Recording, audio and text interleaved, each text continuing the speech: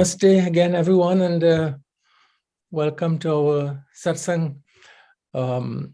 Today I am beginning a series of talks on a section of the Ramayana, specifically the Ramacharitamanas of Tulasidas, a section known as the Vibhishana Gita. I think it will take me maybe 3 lectures or perhaps 4 to complete this section. The Ramayana, as we may all know, was first written by the poet Valmiki. Since Valmiki wrote his text in Sanskrit, many regional poets and writers in India have offered their own versions of this text, giving their own particular flavors to the life story of Shri Ram, enriching the Valmiki account with their own thoughts and their own insights and interpretations. So we have several versions of the Ramayana following Valmiki. For example, in the 11th century, the Tamil poet Kampan wrote his version of the Ramayana in Tamil, of course. In the 13th century, Buddharaja wrote in Telugu. And then in the 14th century, Kritibasa in Bengali, and there are others. In the 16th century, Sant Tulasidas wrote his version of the Ramayana in Awadhi. Awadhi is a dialect of Hindi spoken in parts of northern India and particularly in areas around Ayodhya. All of these great poets ensured the popularity of the Ramayana by telling the story in local languages, by making the text available in the major vernaculars of India. And some of them did this in the face of great opposition from authorities who felt that sacred texts or sacred stories should only be written and narrated in Sanskrit. And if you read the text of Tulasidas, you would see how in the first chapter he's very conscious that he's doing something different. He's doing something novel, and he's very much aware of the criticisms that have been made of the fact that he chooses the language of the people, the spoken language of the people, to write this text. In addition to using the local dialect Awadhi, Tulasidas did something more. He composed the bulk of his text, the major sections of his Ramayana, in a North Indian poetic meter known as the Chaupai. The Chaupai is a rhyming 2-line unit consisting of 4 equal parts. And then, of course, as you will see, when I get to the text, the lines rhyme beautifully with each other. This was a very important poetic move on the part of Tulasidas because it meant that his text easily lent itself to musical arrangement in various modes. So those of us who love his composition don't read the text, we sing the text. And this text is sung in so many very popular musical forms. And this, I think, has also facilitated the memorization of the text. So he Kamban, for example, in Tamil, called his text the Ram Avatar. Tulasidas called his version of the Ramayana the Ramacharitamanas. Ramacharitamanas. Manas means a lake. Charita, actions, words and deeds. Rama, of course, Sri Ram. So Ramacharitamanas literally means a lake filled with the words and actions of Sri Ram. A vast lake, an unfathomable lake filled with the words and actions of the divine. Popularly, it is called Tulsi Ramayana, and in some places, people simply speak of it as Manas. Whenever you say Manas, it is well known that you are speaking of the Tulsidas version of the Ramayana. What kind of text, before I get to the Vibhishana Gita, some background material is important to orient our discussion, our reading of this dialogue between Rama and Vibhishana. So what kind of writer is Tulsidas? What kind of text is he writing here? Tulsidas was first and foremost a devotee of God, as Rama. Rama, as we would say, Sri Rama, was his Ishtadeva, the chosen form of the divine to which he gave his heart and his mind. And of course, he was a gifted writer, a gifted poet. He was a religious poet. And so he tells us that he is writing this account of the life of Ram. He uses an expression at the beginning. He says, Swatantra Sukhaya. I am writing for my own inward joy, my own inward delight, and to share this joy with others. It is important, I think, to understand that Tulsidas is a religious poet. He's not a historian in the contemporary sense in which we speak of an academic as a historian.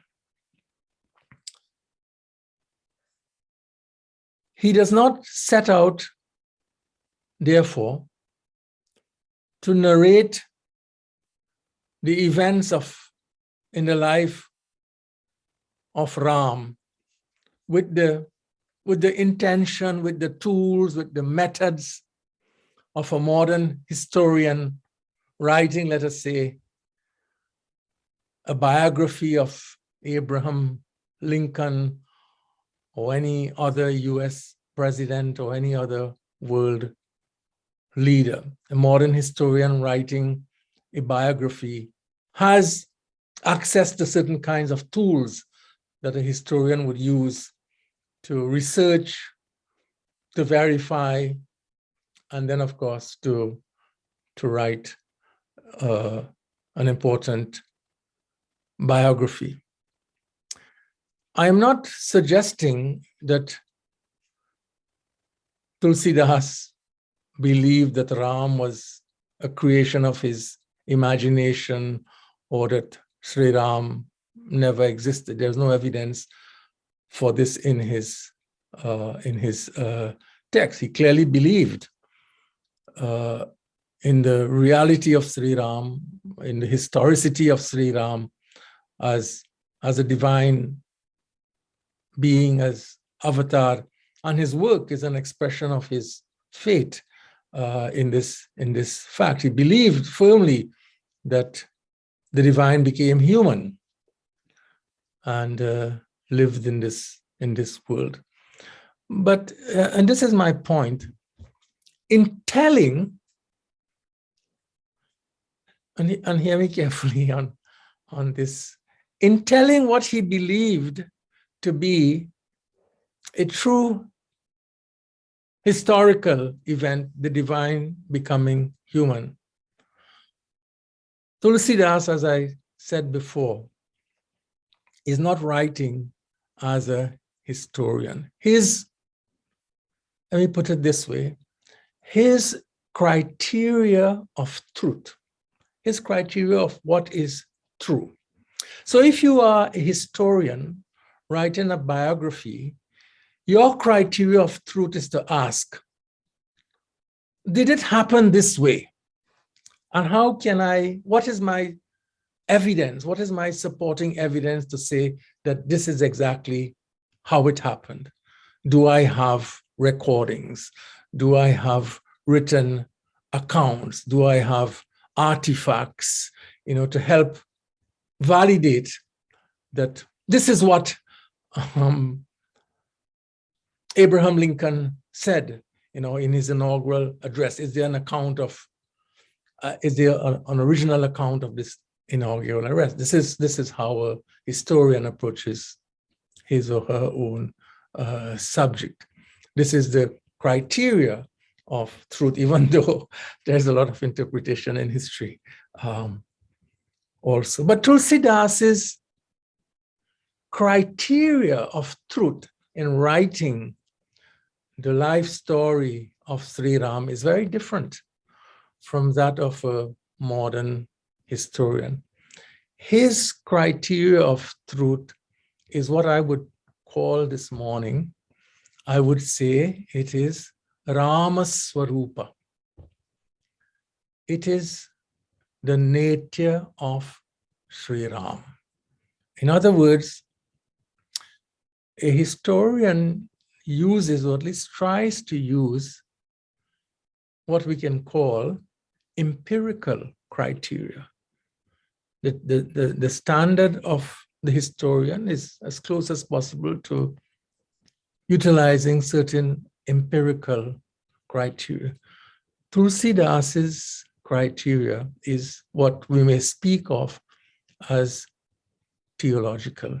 The theological criteria that I'm calling Rama Swarupa, the nature of Ram. Now, what do I mean by this? For Tulsidas, and this is very clear, you can't miss it. It is there almost in every verse of his composition, the Ramayana. For Tulsidas, God, Shri Ram, above all else, is a being of love. And Tulsidas never fails, whenever an opportunity presents itself in his text, to emphasize this fact, that Shri Ram is a being of infinite love. Ananta prema, infinite love. Among the words, and we've studied this, among the words and phrases most commonly used by Tulsidas to describe the nature of Ram, Ram's Swarupa, are the following. Kripa Nidhana, the abode of compassion. Kripa Nidhana. Deena Dayala, merciful. Dayalu, merciful to the needy. Deena Dayala, one who is merciful to the needy. Sharanagata Hitakari, the helper of those who seek refuge. Karunamaya, the one whose very nature, the one whose form itself is made of compassion. Karunamaya. Kripa Sagara, an ocean of love, an ocean of compassion. These are the terms that keep repeating themselves throughout his composition about divine nature, about God. So this is fundamental. You can't miss it if you read his texts. the divine above all is a being of love. The very purpose of the avatar in Tulasidas is love. As he says, Bhagata prema basa saguna sahoi, that the divine became incarnate for the sake of love, for the sake of love. Bhagata prema. So writing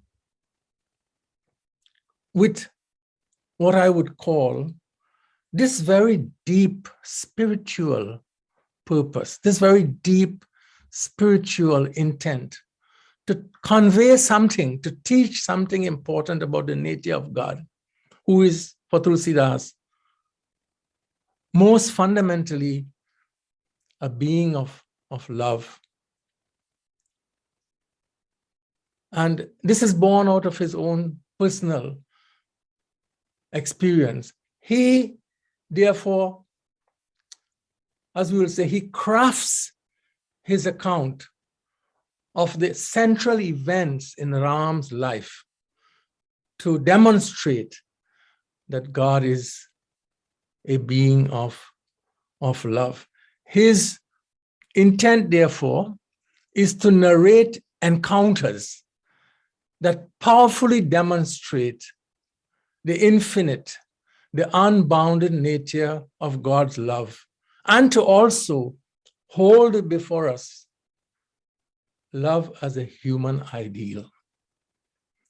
In other words, Tulasidas is concerned with these two purposes: to demonstrate the nature of Ram as a being of love, and to hold before us as human beings the ideal of love. God is love, and love is what it means to be human. So, with this criteria of truth,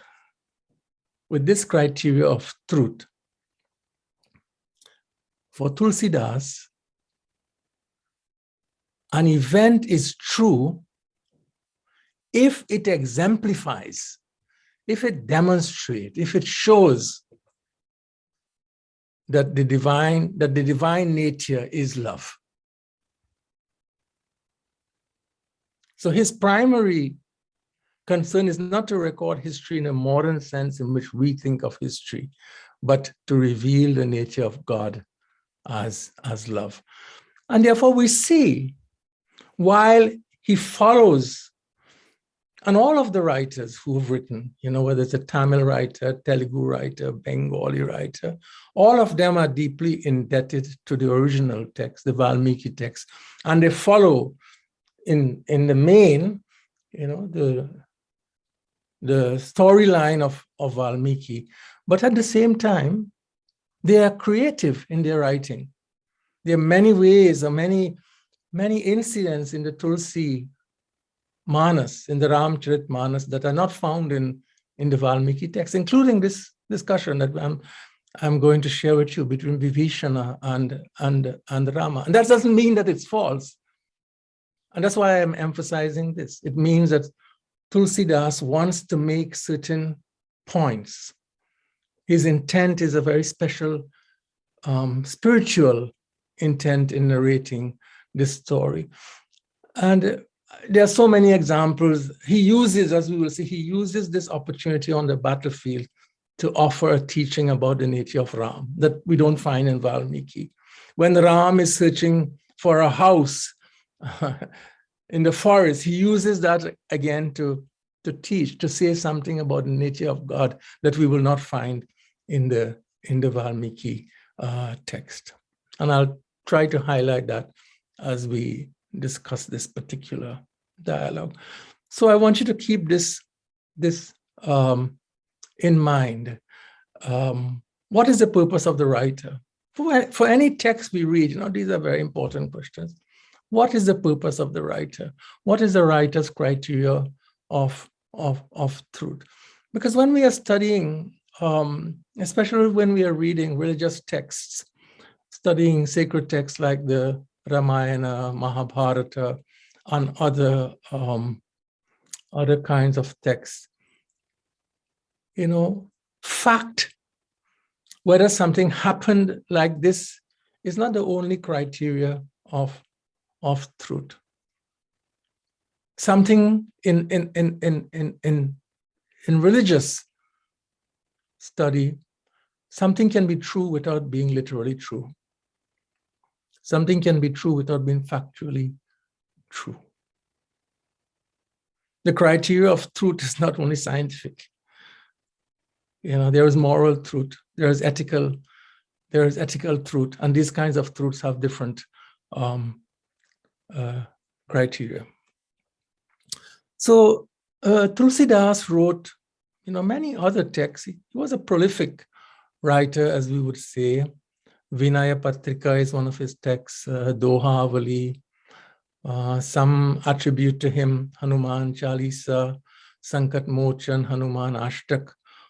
These are all texts attributed to Tulasidas, but there is no doubt among scholars and historians that Ramacharitamanas is his greatest accomplishment, is his enduring accomplishment, is his great gift to Hindus across the ages.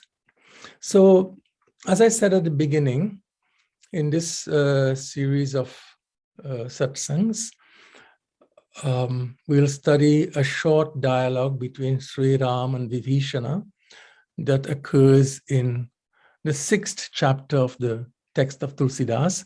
This chapter is called Lankakanda. The Ramayana, Ramacharitamanas, is structured in 7 chapters, beginning with Balkand, where he talks about the childhood of Ram, Ayodhya Kand, the Ram's growing up, and then of course chapters Aranya Kand, Kishkinda Kand, Sundar Kand, Yuddha Kand, Uttar Kand, and so on. 7 chapters. This dialogue is in Lanka Kand. There is one difference there between Tulasidas and Valmiki. Tulasidas titles his chapter, The Battle Between Ram and Ravana, as Lankakanda. In Valmiki text, it is Yuddha Kand, or the chapter that deals with war.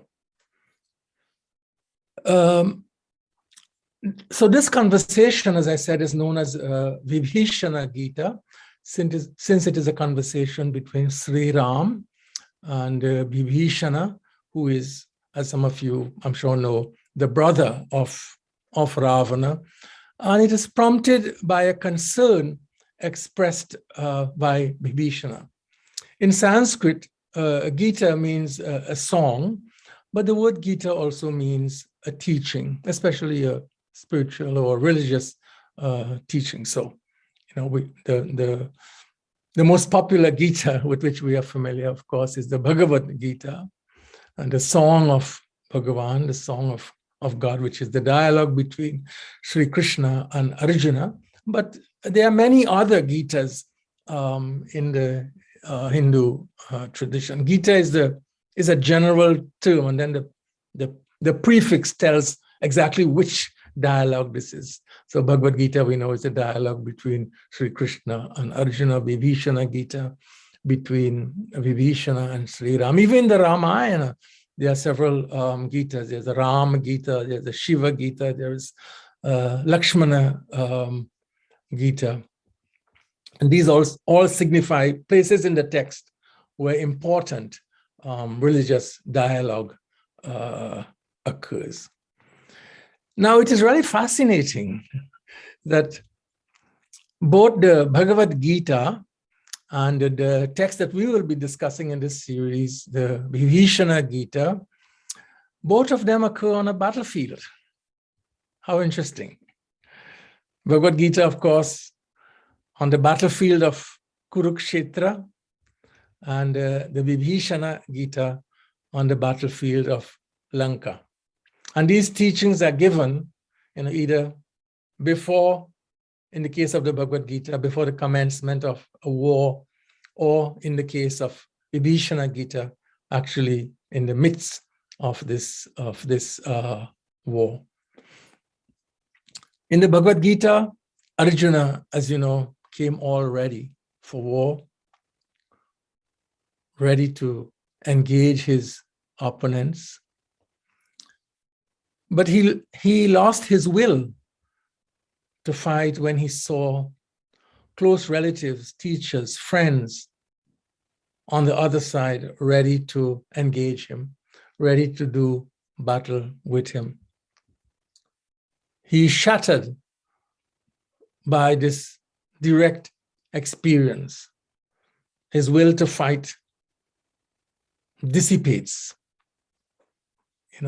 He falls emotionally and mentally, he falls apart. And he was not sure that victory was worth.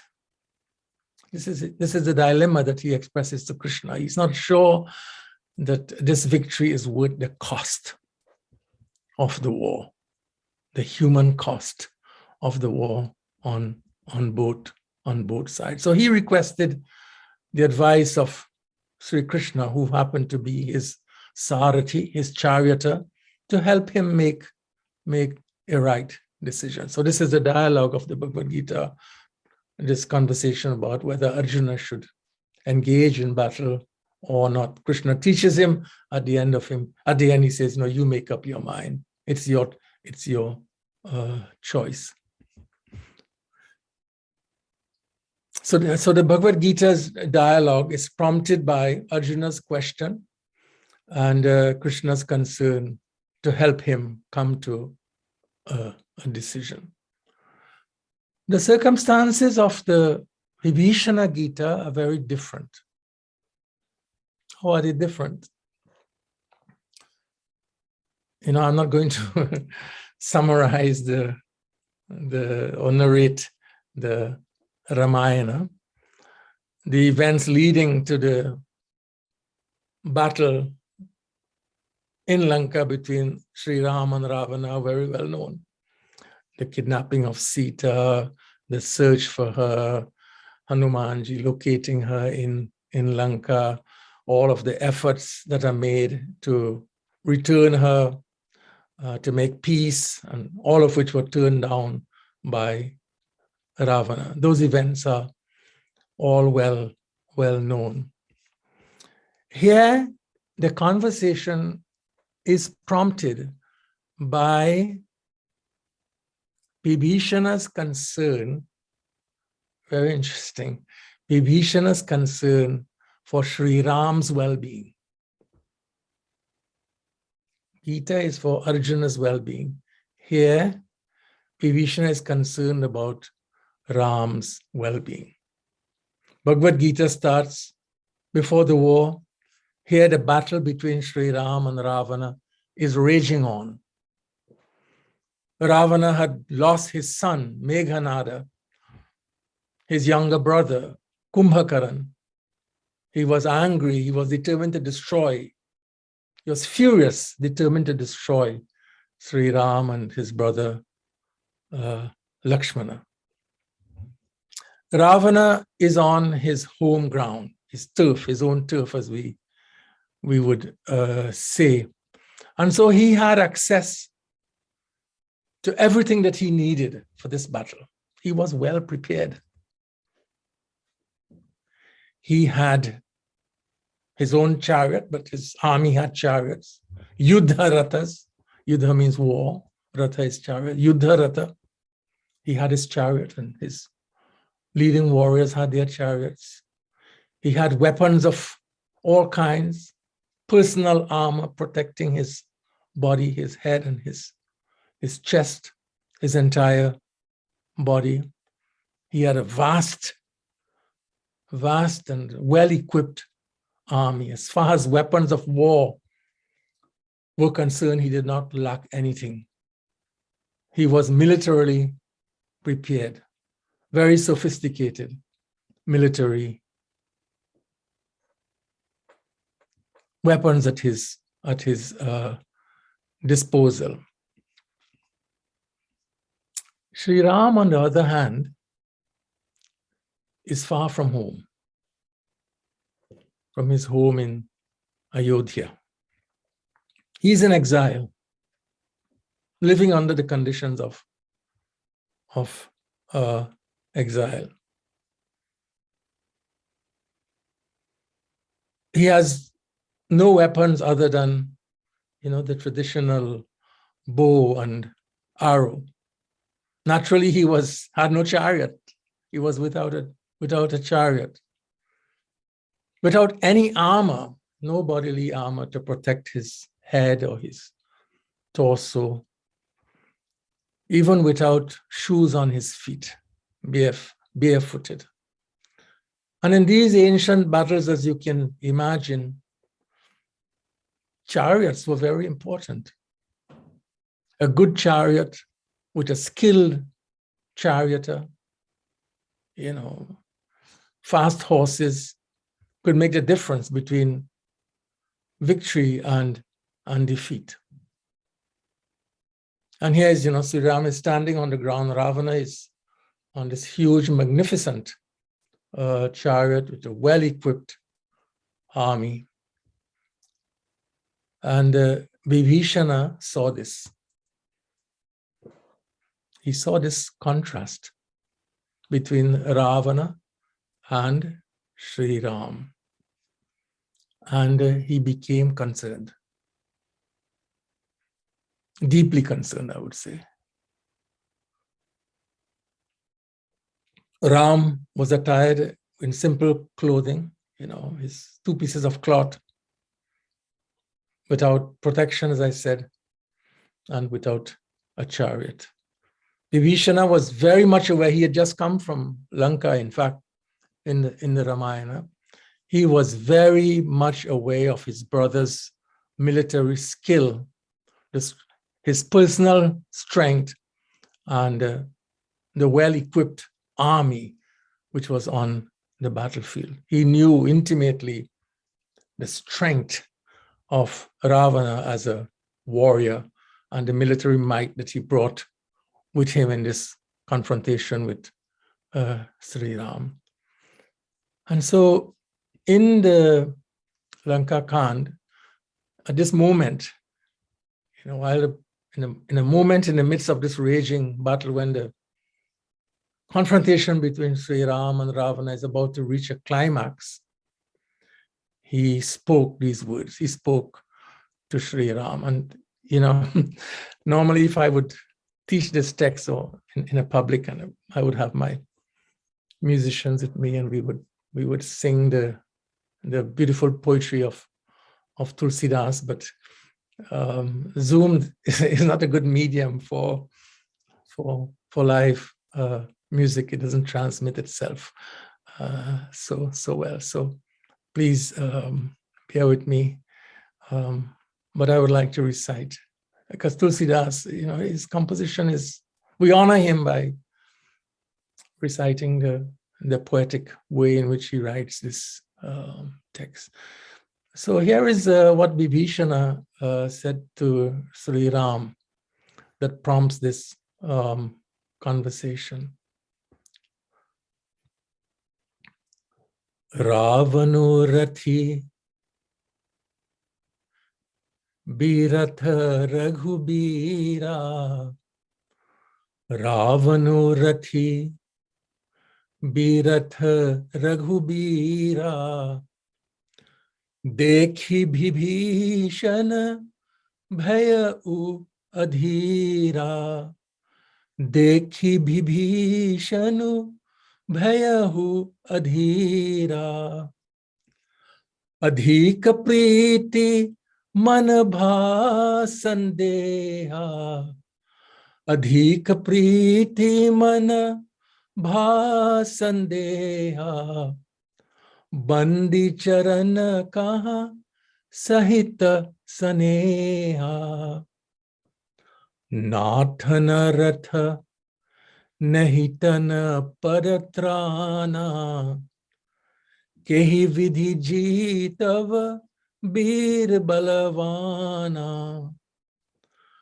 Sunahu sakha kaha kripa nidhana Jahi jaya ho iso syandana ana. So what does Vibhishana say?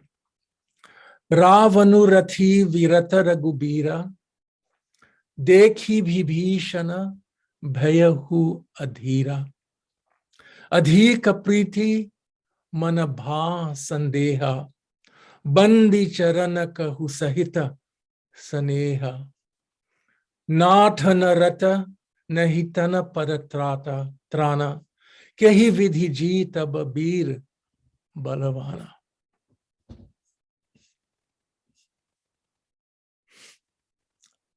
Ravanurathi. Ravanurathi. Ravana has a chariot. Ravana Rathi. It's very beautiful. Biratha Raghubira. Ram is Biratha. Ravana is Rathi. Ram is Biratha. Ravan has a chariot. Ram is without chariot. And as I said, chariot represents all that we regard as essential for warfare. I spoke about the importance of the chariot in ancient times. Dekhi Vibhishana, seeing this fact, Ravana Rathi Biratha Raghubira, seeing this fact that one is with chariot and one is chariotless, Bhayahu Adhira, Vibhishana became fearful. Bhaya. He was consumed with fear. He became anxious, worried, fearful. Fearful for what? For Shri Ram. Adhika Priti. And because of this intense love, Priti, Adhika Priti, Tulasidas says, because of this intense love, Adhika Priti, Manabha Sandeha, he felt doubtful. Sandeha, doubt. Doubt entered into his mind. But it's really important that Tulasidas says that his fear, his anxiety, his doubt has their sources in love. Adhika Priti Manabha Sandeha. Because of love, he is concerned. He's beginning to feel doubtful in his mind and his heart. So Bandi Charana, he bows to Shri Ram.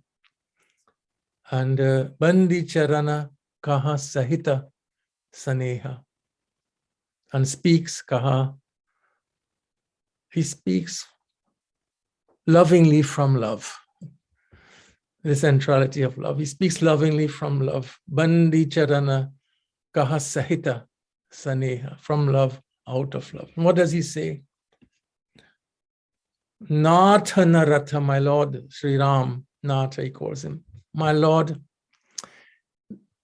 Naratha, you don't have a chariot. You are, as we saw before, Biratha. You do not have a chariot. Nahita Nahitana Padatrana. And you don't have shoes on your feet. You have no protection for your body. Nathana Ratha, Nahitana Padatrana. So you are without chariot. You have no armor for your body, extremities of your body, not even a pair of shoes. And so then he poses a question. Kehi bidhi jeetaba bir balavana. How will you defeat my brother, Ravana? And he describes Ravana as Veera Balavana. How will you defeat him who is so strong. He's Balavana, so strong. And not only is he's heroic, he's brave, he's courageous, he doesn't give up. Kehi vidhi jeetava, Bir Balavana. How will you defeat my brother who is courageous and who is strong? These are Vibhishana's words. So in the midst, just think about this, and then this conversation becomes significant. Just think about this. In the midst of this great battle, about to reach its climax, Vibhishana is expressing reservations about Shri Ram's ability to defeat Ravana. How will you defeat him? Look at the differences. Nathana ratha, nahitana padatrana, kehi bidhi jeetava veer balavana. So basically he's saying, I don't think that you are as prepared as Ravana for what is about to happen. I am worried, I am anxious. Are you sure, in other words, are you sure you're ready for this, for what is going to come?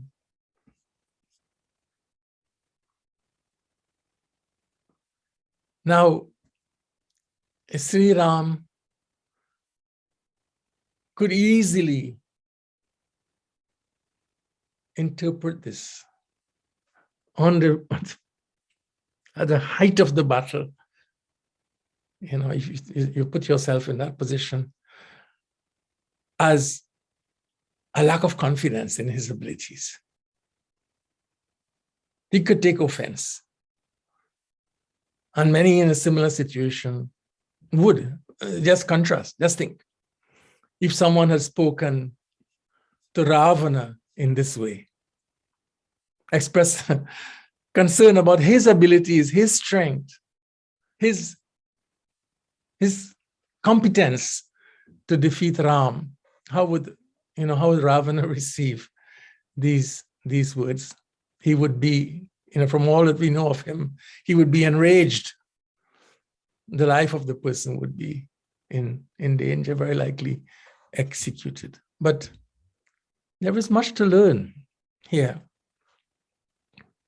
from this interaction, and especially from Shri Ram's response to Vibhishana's words.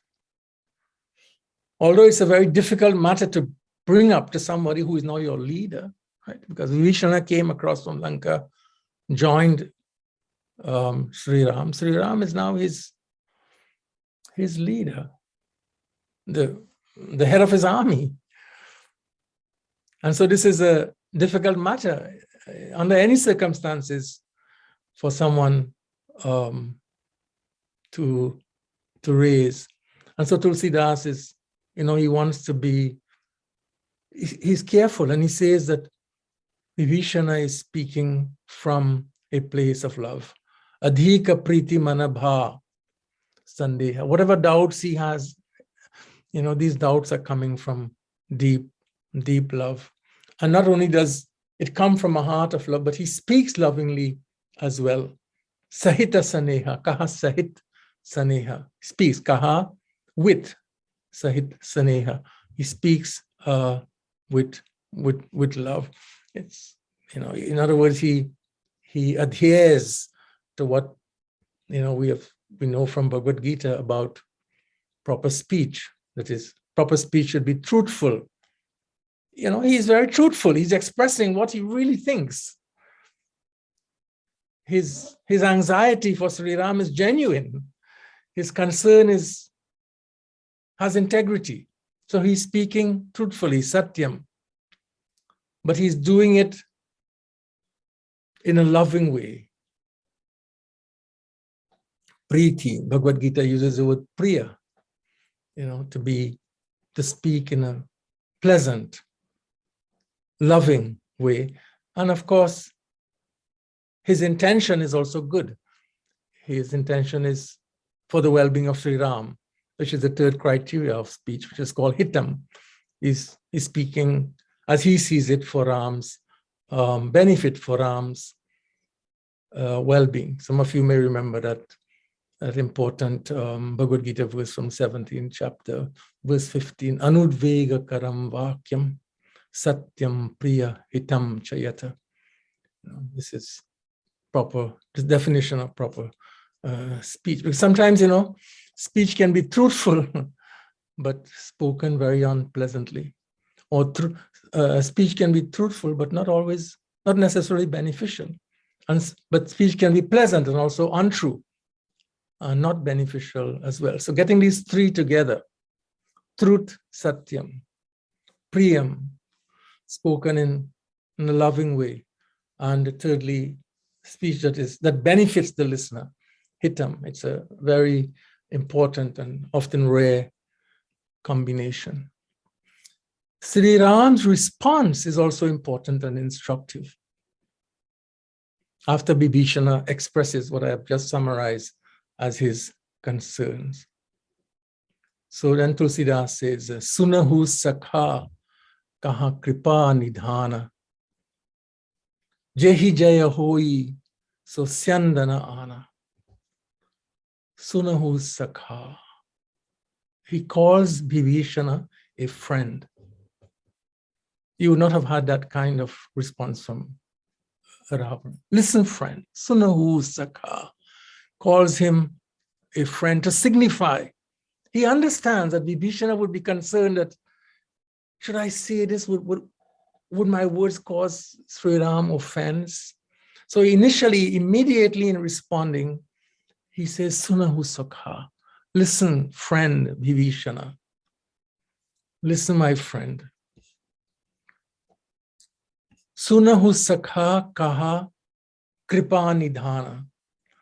And then Tulasidas comes and uses, one of his favorite words for Shri Ram, kripa nidhana, the abode of mercy, the abode of love, the abode of compassion, kripa nidhana. Sunahu sakha kaha kripa nidhana. So kripa nidhana is the term he uses for Ram. The one who is full of mercy says, listen, my friend. Sunahu sakha. Tulasidas doesn't use other names of Ram, so many other names of Ram that we know, Raghupati, Raghuvira, Sitapati, etc., etc. But he calls him kripa nidhana, the abode of love, the abode of compassion. I think it's an intentional use as he responds to Vibhishana. Why do I say it's an intentional use of the name kripa nidhana, the abode of love? Because I think that Ram's response to Vibhishana is a response of compassion, is a response of love. And love allows us to look deeper. Love allows us to look deeper. In this case, because of his love, he looks deeper into Vibhishana's motivation and doesn't respond superficially. As I said, many would, in a similar situation, take offense at Vibhishana's words. But Ram doesn't, because his compassion allows him to look deeper into Vibhishana's heart and Vibhishana's mind, and to see that Vibhishana is speaking to him from a deep place of love. After all, Vibhishana is expressing a doubt about his ability to win this war, but Ram sees that this person is speaking to me from a place of love. It's something that Ravana never does. One can develop this in so many ways, this contrast. People spoke to Ravana in love at so many moments in the Ramayana, but he never looked deeper. He never looked deeper. I can give you so many examples. In Sundarkand, preceding, Vibhishana himself spoke to Ravana in love. as he's speaking here to Ram, he spoke to him, lovingly advising him to turn away from greed, turn away from anger, return Sita, make peace with Sri Ram. He spoke about Ram's compassion, kama, krodha, mada, lobha, sabha, natha naraka ke pant, sabha parihari raghubira bhajahu, bhajahi jehi sant. Turn away, my brother, turn away from greed, make peace. Ram would open his arms to you. His minister Malyavan pleaded with him. All of them spoke to him lovingly, but he never looked deeper. He was not persuaded. He treated all criticism with hostility. As you know, he literally kicked Vibhishana out of his presence, saying, you are a traitor. You are betraying me. You live off my wealth, and you take the side of those who are hostile to me. He never saw the love of a brother in Vibhishana, never thought that Vibhishana was concerned about his well-being. He never looked deeper. That's my point. He never looked deeper. Compassion means the ability to look deeper. I'll conclude with one example of what I mean by looking deeper and as an act of compassion. This is in the Valmiki text. And there are differences, between Valmiki and Tulasidas in the way the events that they lift up and the way in which they narrate. And this is the beauty of having all of these different texts we can all learn, whether it's a Telugu, Tamil, Bengali, Awadhi, Sanskrit. We can also, we can grow deeper in our understanding of the spirituality of the Ramayana. So in Valmiki, not in Tulasidas, after the defeat of Ravana, Hanumanji sought the permission of Sita to kill the woman who Ravana had delegated to guard her in Ashoka Vana. Let me destroy them, he said. They were so cruel to you. And Sita's response is really, again, an example of compassion looking deeper. And she said to him, I am not angry with them because they are also victims of Ravana.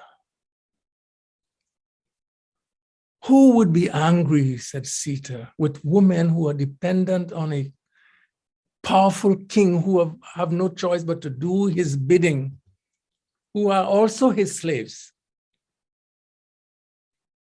I wish, she adds, I wish in compassion to protect these women, because I see them like myself as victims of greed, as victims of violence. Let us not just return evil for evil. She looks like Ram. She looks deeper, and she takes control of her own response, and she restrains Hanumanji. Here, Sri Ram teaches us also to look deeper. It does not mean that we allow others to trample upon us. It means that we control our own responses. We can learn to be compassionate even to those who speak ill of us by learning to look deeper. It is not allowing yourself to be hurt, but it is looking deeper is a response of wisdom and compassion, and Sri Ram demonstrates this here. So I want to conclude, my time is up. And when we meet again, we see, the next sentence from Ram is goes deeper into the dialogue. And he says, basically, he's going to say to Vibhishana, Vibhishana, there is another chariot. You are looking at this chariot of Ravana, which is a chariot of war, Yuddharata.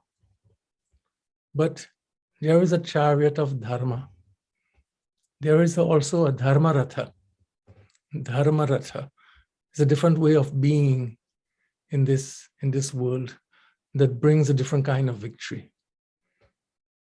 And he describes beautifully what are the components of that chariot. The challenging way of thinking about power, an alternative way of thinking about success and failure.